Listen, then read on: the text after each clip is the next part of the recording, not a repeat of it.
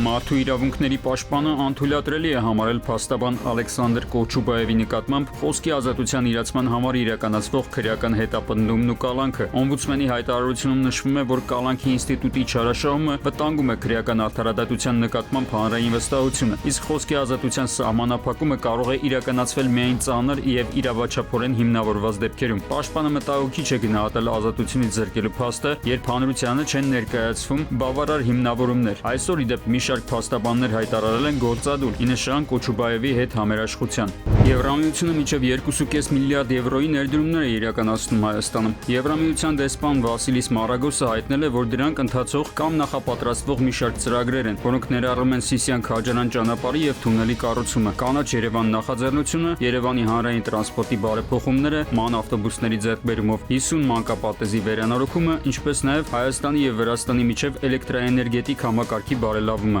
Այսօր ձերբակալվել են Խաչատուր Աբովյանի անվան հայկական պետական մանկավարժական համալսարանի ռեկտորը եւ պրոռեկտորը։ Այս մասին լրատվամիջոցներին հայտնել են հակակոռուպցիոն կոմիտեից։ Ձերբակալվածները մեղադրվում են համալսարանի տարբեր աշխատակիցներից կազմված հանցավոր կազմակերպություն ստեղծելու եւ ղեկավարելու, առանձնապես խոշոր չափերի վատնում եւ խարդախություն կատարելու եւ կաշառք ստանալու համար։ Քրեական վարույթի շրջանակներում ձերբակալվել են նաեւ համալսարանի մի շարք այլ աշխատակիցներ։ Հակակոռուպցիոն կոմիտեից հայտնել են, որ այսօր ձերբակալվել է Իջևանի նախկին քաղաքապետ Վարուժան Ներսիսյանը։ Նա մեղադրվում է փողերի լվացման եւ պաշտոնեական լիազորությունները չարաշահելու համար։ Նույն գործի շրջանակում ձերբակալվել է նաեւ նախկին քաղաքապետի որդին։ Հայաստանի պարածանրամարտի հավաքականը պատմական հաջողություն է գրանցել Կահիրեում կայացած աշխարհի առաջնությունում, նվաճելով 8 ոսկե, 5 արծաթե եւ 1 բրոնզե մեդալներ։ Մեր մարզիկները սահմանել են նաեւ 4 աշխարհի եւ 7 Եվրոպայի ռեկորդ, իսկ թիմային հաշվարկում 72 երկրների թվում զբաղեցրել են պատվավոր 3-րդ տեղը։ Հայաստանի ազգային պարալիմպիկ կոմիտեի նախագահն այս արդյունքը համարել է փայլուն հաղթանակ։ Գլխավոր մարզիչ Գևորգ Հովհաննիսյանը նշել է, որ ընդամենը 4 տարի առաջ հավաքականն ուներ 1-2 մարզիկ, սակայն ջանադրության եւ նվիրված աշխատանքի շնորհիվ թիմը հասել է այս մակարդակին հաղթահարելով բազմաթիվ դժվարություններ։